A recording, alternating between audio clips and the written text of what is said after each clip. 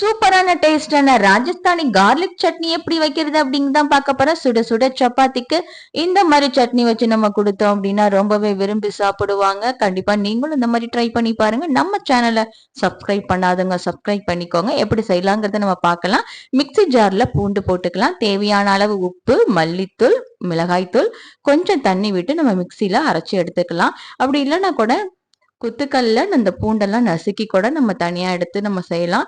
இப்போ ஒரு பாத்திரத்துல எண்ணெய் ஊத்திக்கலாம். எண்ணெய் நல்லா காஞ்சதும் ஜீரகம் போட்டுக்கலாம். இப்ப அரைச்சு வச்சிருக்கிற பேஸ்ட்டை இது கூட போட்டு இது நல்லா நம்ம மிக்ஸ் பண்ணி விட்டுக்கலாம். மீடியம் ஃப்ளேம்லயே நம்ம வச்சுக்கலாம். இந்த ராஜஸ்தான்ல உள்ளவங்க அடிக்கடி சப்பாத்திக்கு, பூரிக்கெல்லாம் இதுதான் செஞ்சு சாப்பிடுவாங்க.